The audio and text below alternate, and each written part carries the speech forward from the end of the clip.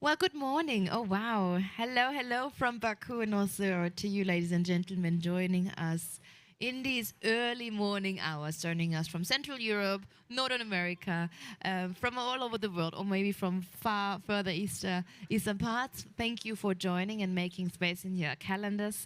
Greetings from the COP29 in Baku. And of course, ladies and gentlemen, here in the room, it's lovely to start our day with you with the topic of transitioning away from fossil fuels in transport. What can we do to make that a key priority on the global climate agenda? So, the genesis of this event really started and developed and got triggered by two outcomes when we look back to the COP28 in Dubai. The decision in favor of a transition away from fossil fuels, and the global stock takes explicit call for reducing emissions from road transport. And that brings us to our key questions now that we're gonna tackle on in the next good 60 minutes. Where did the global stocktake fall short for the transport sector? So what are the pain points? And why is it critical to really incorporate the transport language when we talk about language and variables into the current and future negotiations and agreements to achieve the global climate goals? And of course, from the panelists here, we'd like to hear more on what is on the to-do list to really achieve a potential transport target. COP29, as we all know, it's still a hot take. There's so much going on behind the scenes. It's also called the finance COP, although a lot of people say every COP is, in a way, a finance COP. But with that image of the finance COP, we also ask what is needed in the next year with a stronger focus on mitigation also when it comes to transport.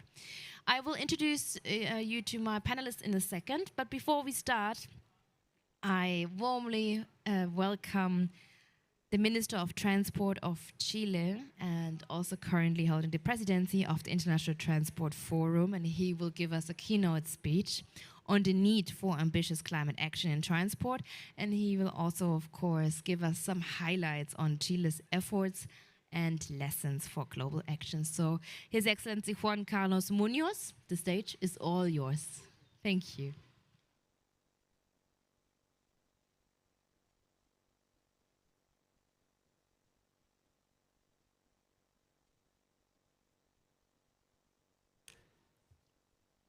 So thank you very much, Katie, David, Yuman, for this opportunity to present what we from Chile understand as the main challenges that we're facing in terms of transport and the position we are now that 2025 is already approaching.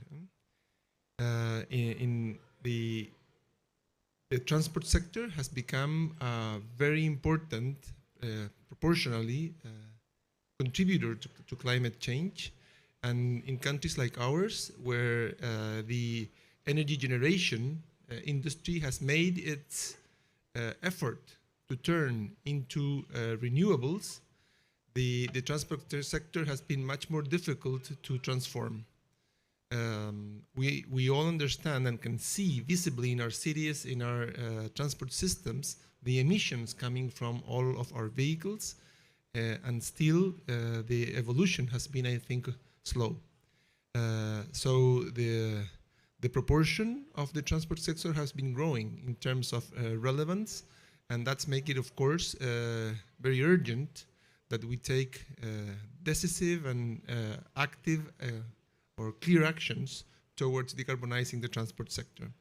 In the case of Chile, we have made several commitments in this direction. We, as a country, and these are commitments that go beyond governments, which I think is very relevant, that these are national agreements and not just political issues, that by 2050 we should be carbon neutral. And of course, that's a huge challenge. 2050 is approaching fast.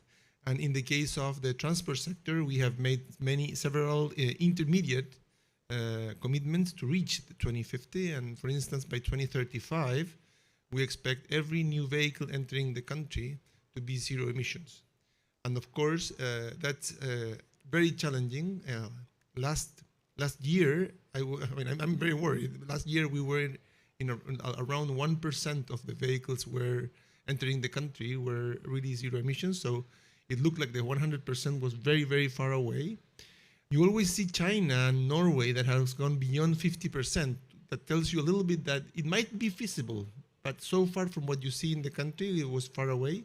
Still, last September was 3%. So that's very encouraging. It looks like the industry is receiving the message, and the industry is making also their effort. Our country is very open to different technologies, and that's why also I think a country like ours is easier to get there, because we don't really care from where the vehicles are coming, as long as they reach our standards.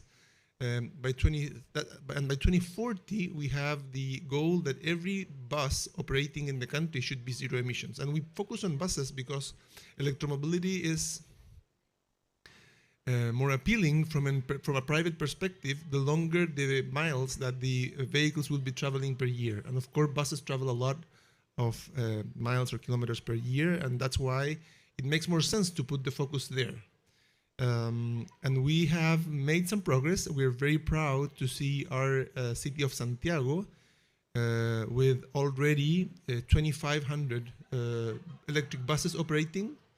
And in the last bidding, and that puts Santiago as the city in the world out of China with more electric buses, which is a very significant achievement if you think it carefully, because we're not the richest country in the world, we're not the largest city in the world, and still we've managed to have already 2,500 out of our 6,500 buses electric, and we have just closed a bidding process in which 1,200 more will be at least will come to the city in the next 18 months. So we expect to close our presidential period with approximately 4,000 buses, electric buses in the country, which I think it's really impressive.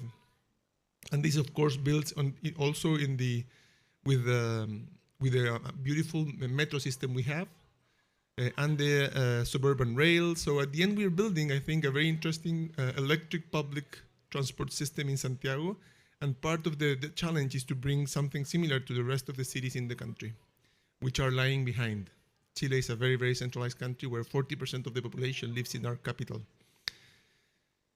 And the neat thing here is that electric buses are not just zero emission. Electric buses are an investment in public transport, a high quality investment in public transport. So the users of public transport perceive that the state, the country is investing in them. The quality of an electric bus ride is very different from an internal combustion engine. I use public transport daily, and when sometimes the passengers tell me, this is my little airplane. And this is how someone that has never entered an airplane feels what an electric bus ride is. So we're very happy with that process. And of course, we would like to move it ahead. Again, very important, why are we, and I think this is very relevant, why Santiago de Chile is the city with more electric buses? One of the main reasons is we don't care where the buses come from. And many countries in the world really do care, and will say we will never buy, I don't know, Chilean buses, we will never buy New Zealand's buses. And that, of course, that limits the market, and by limiting the market, you end up with more expensive buses that in the end are not as attractive from the private perspective. So we have been very, very open, and we're happy to see the progress that the city has been making. Of course, we have sectorial and subnational mitigation and adaptation plans. The climate change challenge for us is not just to address the goals, but also to make our infrastructure resilient to climate change. Chile is a country with maybe one of the most severe natural disasters you can think of. We have the largest earthquake ever recorded, Chile. We have fires every summer. Now we have the fire season. We have landslides. We have volcanoes. We have tsunamis. And of course, many droughts. That makes the country very, very vulnerable to climate change events. And that's why the adaptation is also very relevant. As an example, last year we brought to Chile the 6 6 trains that were the fastest in South America. And we're very happy and proud, and everybody was excited. And as soon as we were going to inaugurate the service, big rains, big rains in all the center-south part of Chile, and 6 of the bridges that the train was expected to travel collapsed. And of course, we had to build back the bridges before the trains could actually provide the service and mitigate the emissions. So the issue of having infrastructure that adapts to the phenomenon is extremely relevant. Phenomenon that used to happen once a century might be happening now once a decade. So the infrastructure you need is different. And of course, the effort that we are moving ahead has to be a collaborative effort with other sectors of the country. The work we're doing in terms of thinking of the adaptation and mitigation plan for transport has to be done with energy, with housing, with public works. It's very important here, I think, to realize that changing the emissions of the country or reducing the emissions of the country is not just about electromobility. I think we think very fast about if we want to make our system lower its emissions, we need to turn all our fleet into electricity. And that's one possibility, but I think we need to raise the head and think beyond electromobility. And if you think of the emissions of a city, for instance, I like to think this as the multiplication of 5 factors. What's the emissions of Santiago? The emissions depends on the multiplication of these 5. First, how many people live in Santiago? So the more people, the more emissions. And I wonder if we should have large cities or maybe several small cities. Chile, we have 40% of the population in one city. Does it make sense? And I think those are questions we should ask ourselves. Second, how many trips each person does? If we do 5% less trips, 5% less emissions immediately. And I think the pandemic showed us that for several purposes, telecommuting is really a great way to address our activities and prevents us from not only from driving and reducing emissions, but at the same time reducing congestion, lower traffic, lower congestion. Third, so number of people, number of trips. How many kilometers per trip? So I'm very excited to hear that Paris has put ahead this idea of a 15-minute city, Paris. And I was yesterday with the minister here of transport of Azerbaijan, and he said we would like to move Baku into a 20-minute city.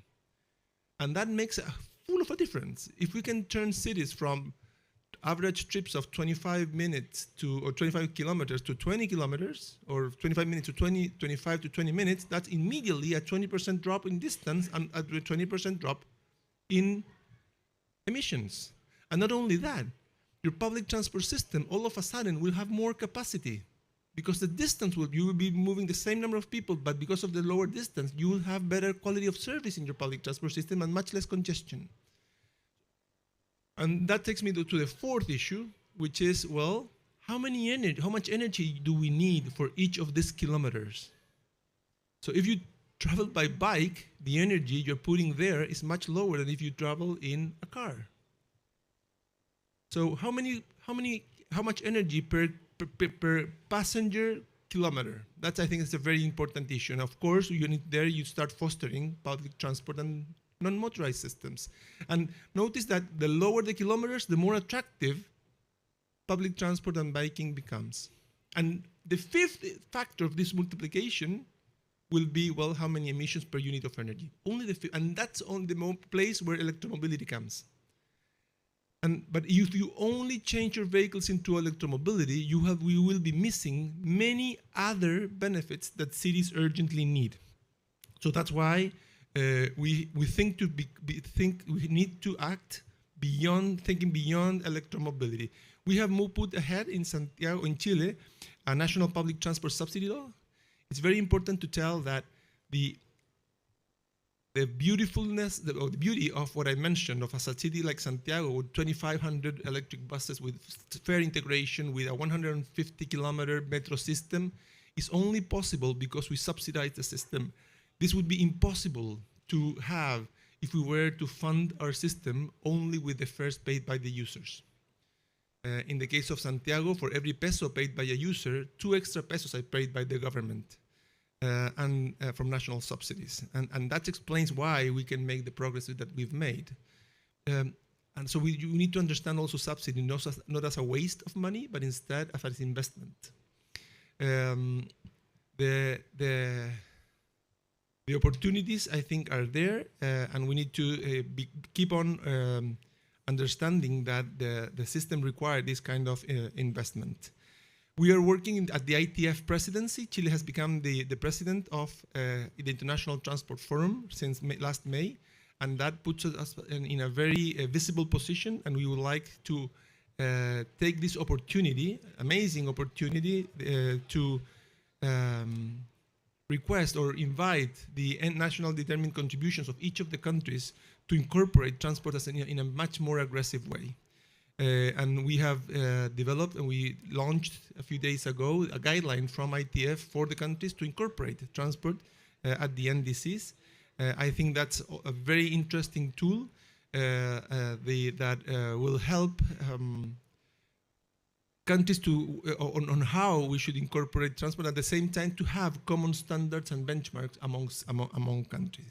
So the call here for the transport sector, for the global transport sector, is to set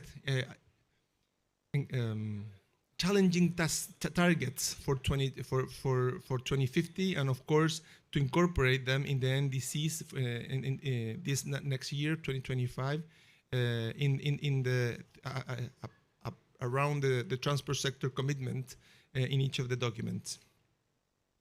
I think it's very important here that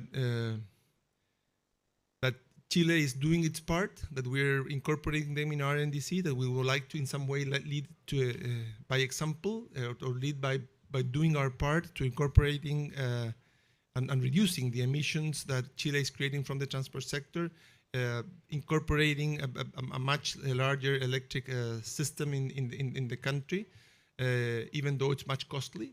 But I think it's urgent, and we really look forward also for policies where we can also reduce, as I said before, the miles per trip and the energy used by every kilometer passenger travel. We are encouraging public transport through our subsidy law. We are encouraging bicycles by investing also in bike lanes, and probably maybe we should be driving this vehicle much faster. So I think we should have very clear, very measurable sectoral goals and allied, I think, national experiences across countries, so that we can also get inspired by what other countries are doing. And that's why I think moments like this one, experiences like COP, are really, really valuable. Thank you very much. Thank you, His Excellency, and join us back here on stage, so to say, on the panel. I'd like to introduce you to now the panelists. With us is Juma Nkuba. You are just Transition and Sustainable Transport Advisor from the International Transport Workers Federation. Thank you so much for making space in your calendar on this very busy Friday when it comes to negotiations. And also thanks to David joining us today, David Vasco.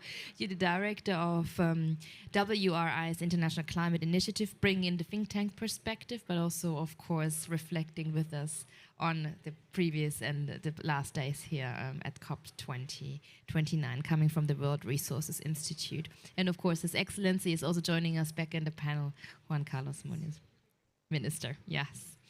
Well, let's start with a little bit of a reflection from COP28 to COP29 in Baku. David, from the energy sector, at COP28, there has been a quantitative target on doubling energy efficiency, tripling renewable energy capacities that was negotiated last year.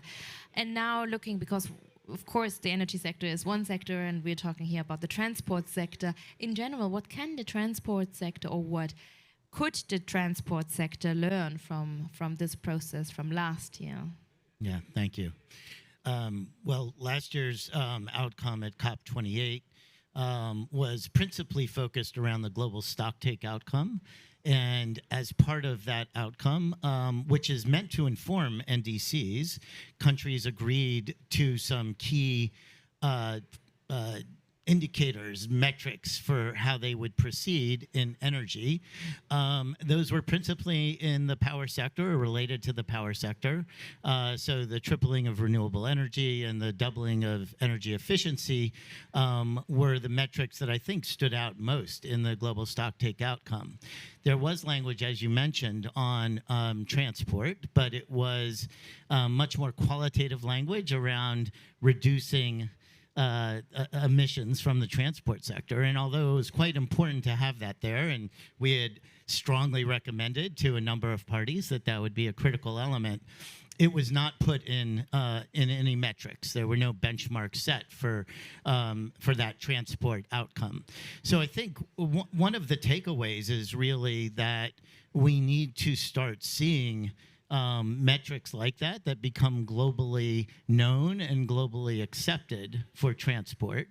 Last year, SLOCAT, based partly on WRI's research for the Systems Change Lab, advocated for a doubling of fossil-free transport by 2030. The IEA has said that energy use in the transport sector needs to drop 10% by 2030 and 25% by 2035. So those are the kinds of metrics that we might think about. I think there are a number of others that could be very important. We heard about electromobility, of course, and in addition to all the zero-emission vehicle commitments that have mostly been for passenger vehicles, at COP27, 10 countries agreed that they were committed to phasing out sales of mid and heavy-duty vehicles that were not zero emissions vehicles by 2040. So we have that on the electromobility side, a number of other targets that countries have set. But we may also want to think about global metrics on some of the things that the minister referred to. So modal shifts, for example, to public transport, to biking. There may be ways to really reflect those.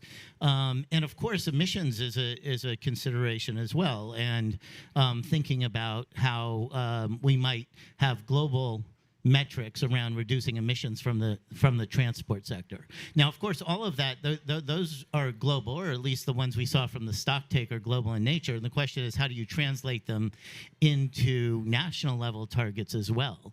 And as I mentioned, the stocktake is meant to inform NDCs, and it was terrific and really inspiring, in fact, to hear the minister speak to the importance of setting transport targets for NDCs, in NDCs. And I think that really is the next question in front of us immediately, is over the next 6 to 9 months, how and whether countries go about doing that. Thank you, David, for the first impression. Juma, thank you so much again for joining, and of course for bringing your perspective as we all follow the negotiation process right now very closely. And in your view, what are the developments now when it comes not just to COP28, what we had and what we have seen in the previous year, but also what we've seen in the past 2 weeks? Are there any achievements concerning the transport sector so far for COP29? Can we expect anything when it comes to not just a qualitative language, but also a quantitative language with quantitative goals that are visible in a way or the other? Well, it's a big question. We don't know yet because the negotiations are happening as we speak, as we all know. The last we've seen of the big focus of COP29, which is, of course, the NCQG, the new global financing to the Global South, which will start in 2025. The last text we saw does have a reference to just transition across sectors. We hope that stays. That's the only reference that we see that links in, but we think it's critical that there is a reference to financing. We know there's a massive gap in transport. We did our own analysis earlier this year, and we found that when you actually look at financing to the Global South, if you take out private road transport, so private vehicles and households, in terms of actual sustainable transport, the financing for the Global South is only around 2.7% of what it needs to be. That's the level of the gap we're talking about. And you cannot seriously expect countries to transform their systems when they don't have the funding to do that. So we are very much part of a push to say we have to increase the amount of financing going to the Global South if we are to transform our transport systems in the way they need to be. And that transformation has to be linked to a just transition. I represent, obviously, the workers of the world, and it's the workers that we depend on to get us. It's the workers that brought us all in on the metros or buses we came in today. So you have to be part of this picture. The other part that we have been following is what's been happening on just transition. Last year, we saw an important announcement with the Just Transition Work Programme. What we had wanted was the Just Transition Work Programme to be directly linked to the financing. That hasn't happened, but there are references to just transitions, and we are strongly urging the governments to make sure that is part of what stays into the text. Because that way you make sure that the quantum, the amount of money, is there for the infrastructure investment we need for mitigation adaptation, and that it's there for proper training, for jobs, for working conditions, to protect people on the front line when we see the floods and we see the fires. So we need that to see that happen, and we also need to make sure that the qualitative aspects are there. So we need to ensure that there are processes for social dialogue, for collective bargaining, so that those affected are actually part of the picture, and including not only formal workers but informal workers. So you have, for example, labour impact assessments where you have a real understanding of what's going on the ground, so that as we're making this transformation, it's a transformation that genuinely works for everyone and leads to a future of transport that works for our climate and for our communities. Thank you. We are coming to the workers' perspective in a second. Dear Minister, of course, when we come in again with the example of Chile, I'd like to zoom in with you again, because we are, of course, on these platforms when it comes to collaboration, international partnerships, but also designing the frameworks. Again, how is Chile also front runner when it comes to measurable goals for the transport sector in these international negotiations? What are you fighting for? Also with colleagues from other nations and states, of course. Well, the country, of course, is fully committed to the purpose of reducing emissions, and we are, as a country, working towards 2050, as I said, become carbon neutral. Our government has taken an important, I think, participation in the negotiations. We as a country, at least from the transportation sector, what we want is that the transport emissions, which if you think might be between 25, or if you don't do things correctly, might reach very soon up to 40% of the total emissions coming from the transport sector. This is kind of the elephant in the room in some way. Like still we have in most cities in the world a lot of emissions coming from the transport for an activity we do daily. So there's like a very evident incoherence between what we're claiming and what we actively do every day. So what we're doing here is also to request countries from the ITF presidency to incorporate transport commitments to reduce emissions as soon as possible. We would like 2025 NDCs to incorporate much more aggressive, much more ambitious targets, and that's the guidelines we released a couple of days ago through ITF or by ITF that I think would be very, very useful for different countries. It's very relevant here also that I think authorities take also the lead individually, and we see more authorities and leaders in the world using zero-emission transport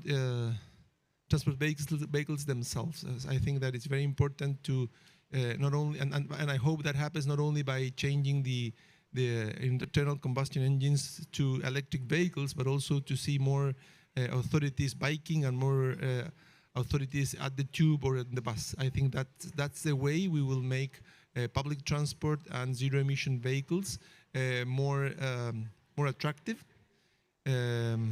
more dignifying, and more compelling. I often hear when I moderate conferences, we have to break the silos. We have to connect several conferences, several speaking rooms with each other. So coming again to you, how would you like to link these two international processes, the COP process, but also the ITF process, in sharing the results, in sharing the leveraging power of going forward? How can we link these international spaces of doing so and the calls to actions? But as I said, I think every country at the ITF gathers 69 countries, or the OECD plus several others. We have to publish our NDCs, and I think transport needs to be there. And I also think that the ITF should be a great place to gather good experience regarding how to make our transport systems in each of our countries more aligned with the common goal of reducing traffic emissions, reducing traffic congestion, making our cities more lively, reducing noise, having more urban space to meet instead that for cars to move around. And that's, I think ITF should be a great place where we gather, where ministers gather, and therefore to share some experiences, maybe some that have succeeded and maybe some that have failed. And what are our commitments and what are our goals? I sometimes feel that at the ITF we lack that kind of interaction, which I think should be very relevant to put at the end the sustainability agenda in terms of transport much higher.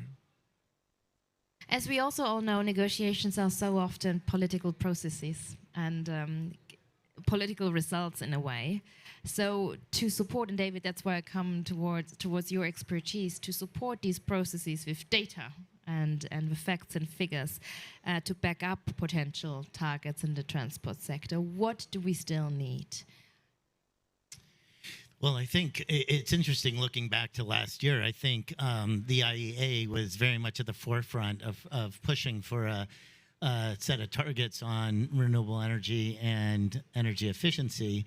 And there wasn't at that point the kind of push on transport in the negotiating process that there was on the power sector and on efficiency. And I think the ITF, in fact, is now stepping up to the challenge in very important ways to begin putting forward what needs to happen in terms of the shifts that we need, and then also where they can be reflected. And although it's not the negotiations, I think the NDCs really are a key dimension to be thinking about over the course of the next year, heading to COP30. And just a few words on NDCs. Clearly, we need absolute emissions targets. We need GHG targets that cover all greenhouse gases.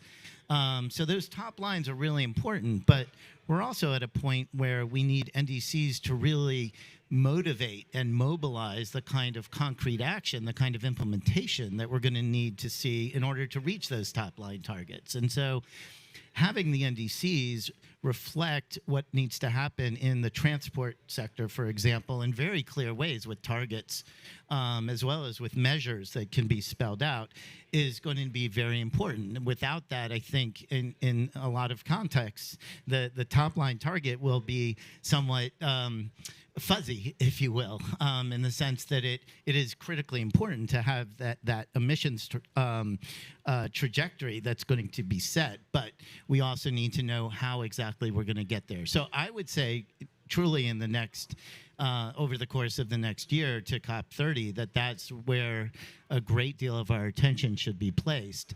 I think also COP30 could offer some opportunities to agree on some benchmarks and metrics, whether it's in the formal negotiations or whether there might be some sort of agreement / statement by countries about what their objectives are. I mean, biking, for example, is one that hasn't gotten very much attention. It would be interesting to see a global statement, a global declaration on what countries are going to do on biking, just to take that one example. And talking about biking, I don't know if you've seen it, but a lot of bikers arrived in Baku, right? So as a sign of action. But do we need to mobilize more of this when it comes to visibility also to bring in the action front into the negotiations? Shall we all ride by bike? I'm trying to think about whether everyone should bike to Belém, but we may be on boats instead, I think. But maybe we need to push for zero emissions ships for Belém, in fact. Yeah. I think mobilizing the public is going to be critical. I think mobilizing at the state and local level is going to be critical. One of the things, in fact, just to point to that, that we've been working on is an initiative called CHAMP. It's the Coalition for High Ambition Multi-Level Partnerships. So just think of CHAMP, since it's such a long acronym. And the idea is to bring what's happening at the state and local level more into NDCs. And we saw a lot of activity from that initiative here, a number of countries that are part of it. And we already saw with the Brazilian NDC that was submitted last week, the incorporation of state and local initiatives and priorities in a way that I think really points toward what all NDCs should aspire to.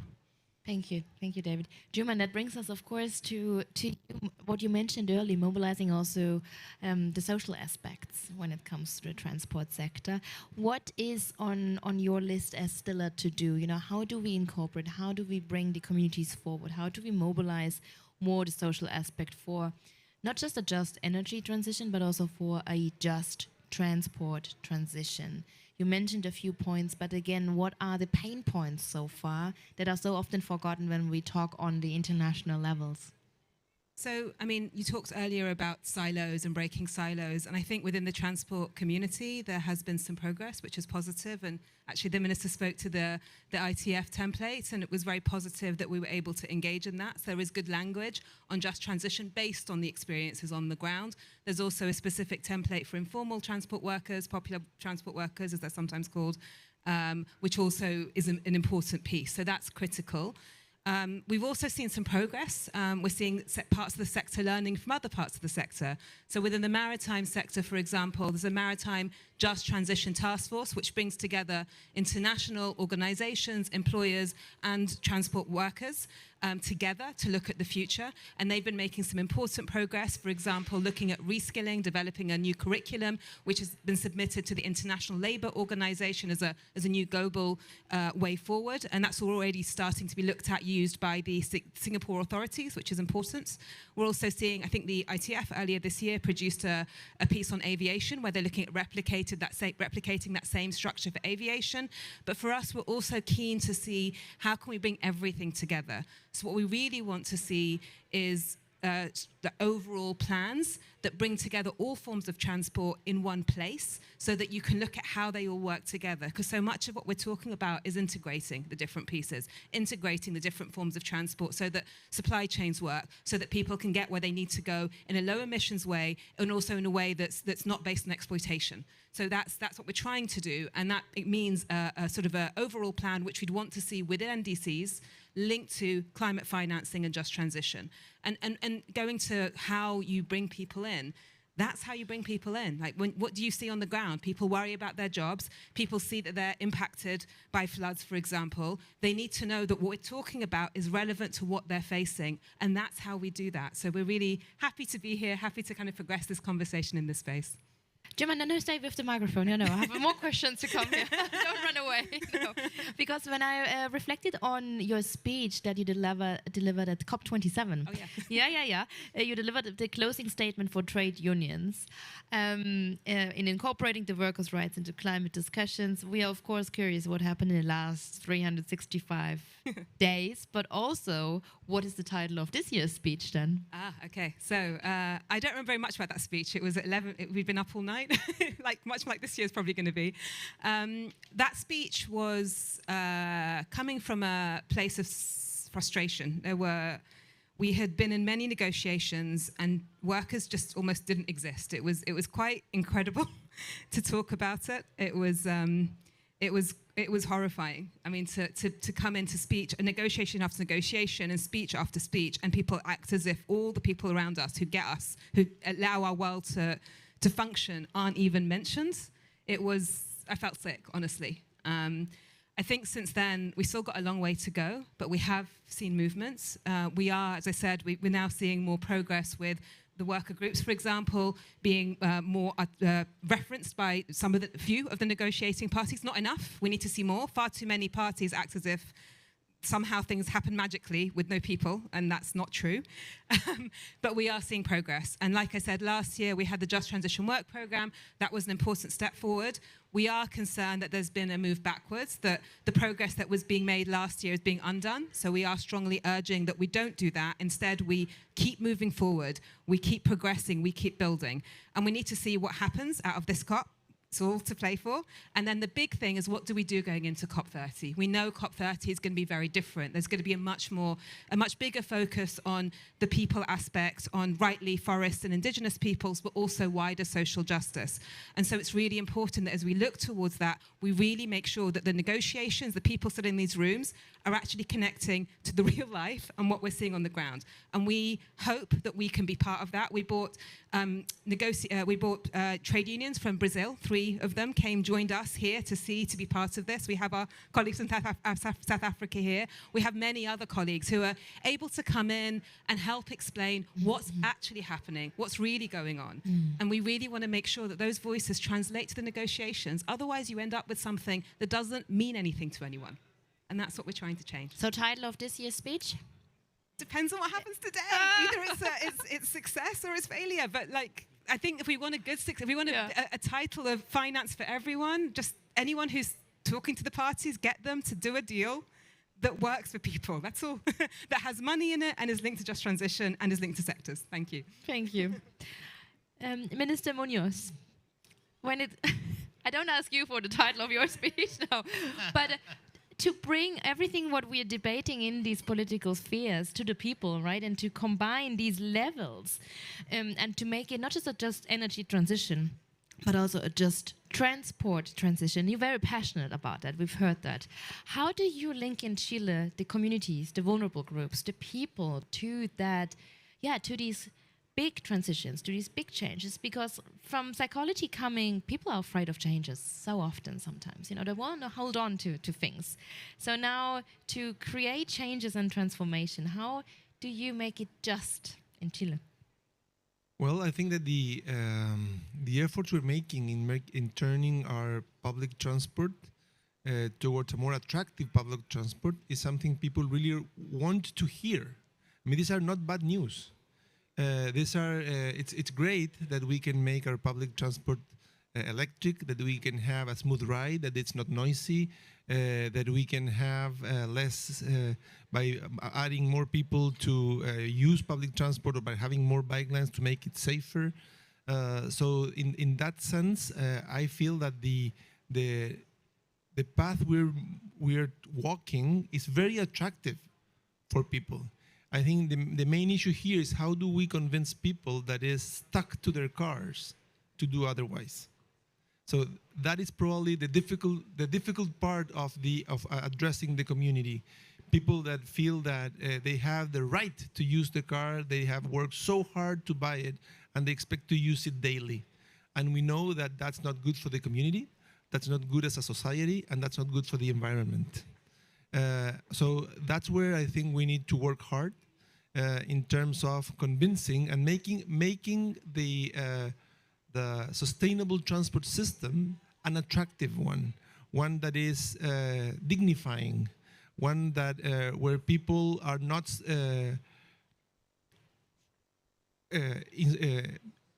in metro or buses at a density that is too high for somebody to choose, or in circumstances in the path where they feel that at any time they will be hit by a car. So it's very relevant that we build a transport system that we would like them to use, but it's also someone that it's a system that people would choose to use. And that's one of the reasons why I think that it's very important that authorities lead by example. I love when my president goes to work by bike. I mean, it's really impressive, and it's so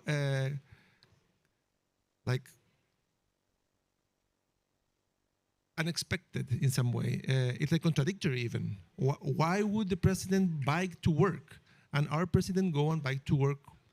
I wouldn't say daily, I wouldn't say every week, but it's not that rare to see him biking to work. And that's something I think the authority worldwide should do. We really want to move people from cars to bikes, from cars to public transport. Let's start ourselves. David, come in here. Where do you agree or where do you disagree? Where do you see still room for potential? I do want to touch on just transition. Just one thought. I think it would be great. I mean this in all seriousness. At Belém, do have a number of leaders, starting with your president, perhaps leading the way. Do a road rally of bicycles across the city.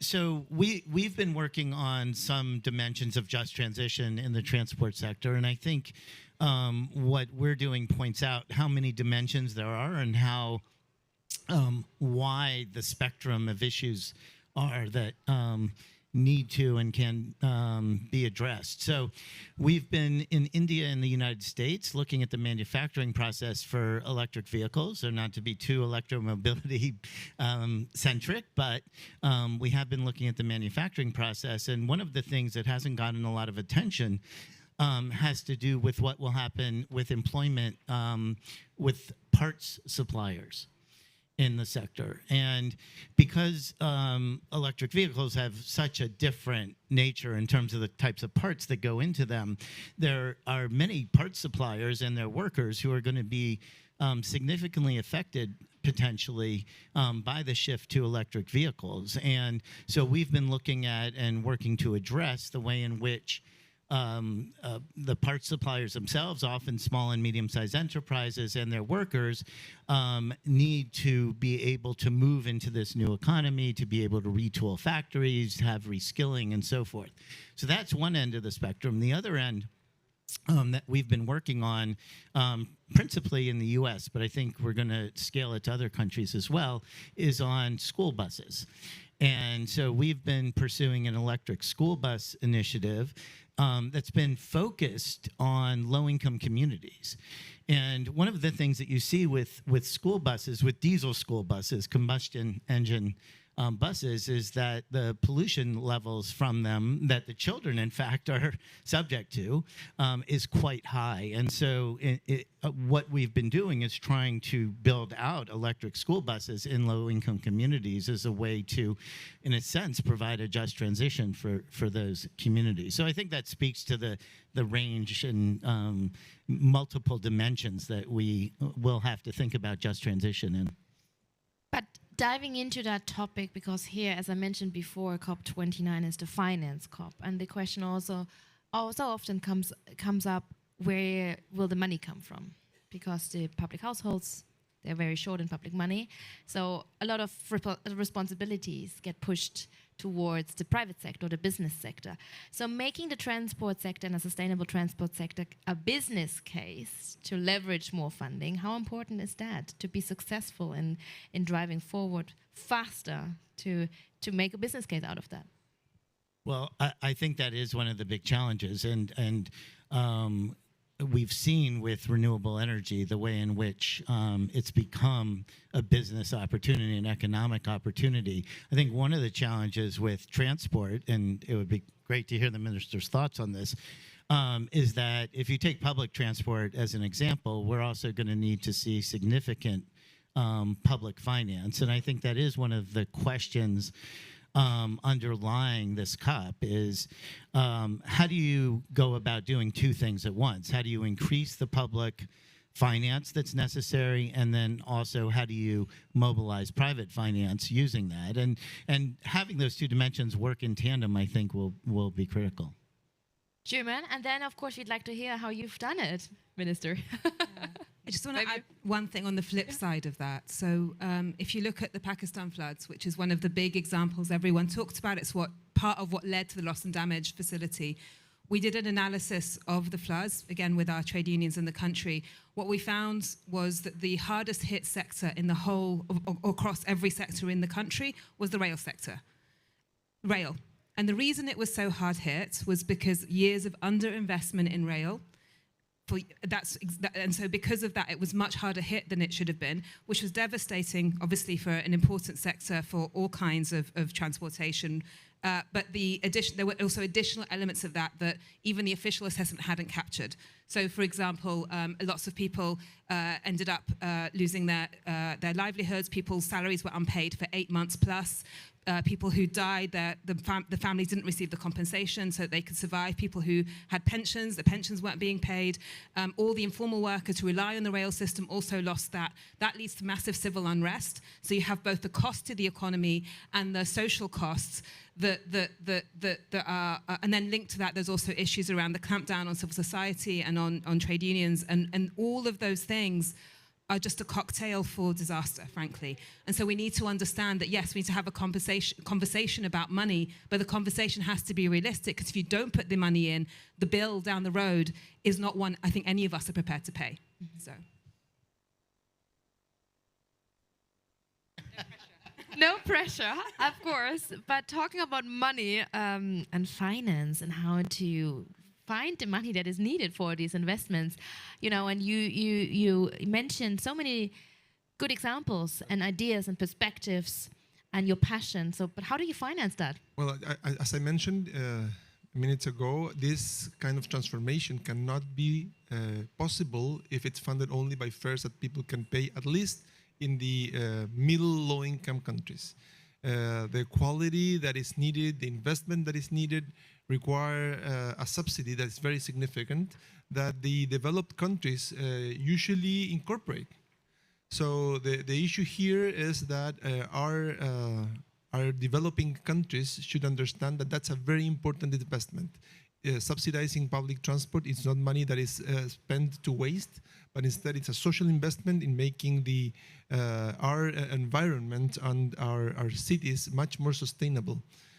Cities will be much more costly to operate if we don't have great public transport and a lot of people using the bikes. So another important thing is that you don't need funds for 1 year. If you're talking about public transport subsidies, you need to be sure that you will have them for a long term, so that you can make the investments that are needed. And this is especially true in the case of electromobility, where the investments that are needed at the beginning are much higher than in the case of internal combustion engines. You have to pay much more upfront for a much lower operational cost. So in our case, what we did was we went to the parliament and passed a law in which we ensure that we would have the needed funds for 8 years. So we have funding until 2032, which also will give the next government the confidence that they will have the funds they need to keep on doing the transformations and don't have to go every year to the parliament to convince that the money spent on public transport is well-spent money. I think that this path should be continued. Very important also to tell that some of these investments are not that costly. Of course, electromobility is costly, but instead delivering part or assigning part of our urban space from roads to biking, for instance, is the best recipe to encourage people to bike. And that's more like a political decision than really a huge investment. And you can see worldwide that cities that have been very aggressive and very audacious in terms of encouraging biking, they end up with a very important social benefit and social goal. What exciting times we're living in. I already got the deadline of the time. Time's flying, especially in these days. But one last question with just one word, because we are talking so often, oh yeah, let's walk the talk. Let's break the silos. Who's missing in our conversation? Who should we invite next time for that round when we meet again, hopefully in Berlin? Who's missing in our conversation now? Which perspective is maybe not yet enough underlined that we might invite next time as well? From right to left, and then we wrap up. Who would you like to have next time? I think that one very important element here is majors. I think that majors are the ones that have a much better much clearer responsibility regarding what happens in their cities.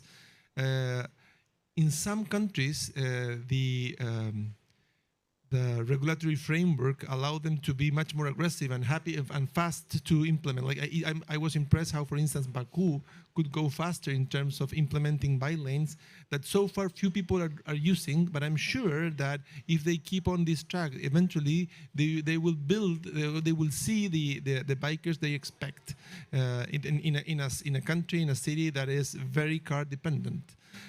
But I think that the local authorities are key in this discussion. We noted that down. Beautiful. David, who would you like to have next time also with us? Health ministers, and because there are enormous health implications of how we go about doing designing our transport systems, and finance ministers. And the example, that 8-year financing example, I think is a perfect one for why we need finance ministers. More on the panel. Wonderful, thank you. And last but not least, Jimin. Well, in the spirit of a coordinated plan, yes. So finance ministers, transport ministers, environmental ministers, and subnational, so mayors, along with the employers. Like, we actually just need everyone in the room to go, what do we need to do? How do we do this? Wonderful. Okay, thank you so much for your time. Please give the panelists a round of applause. And thank you, ladies and gentlemen, for joining us virtually in the live stream and for watching. And with that, let's wrap up the last day here at COP29. Thanks for coming. Good luck. Thank you.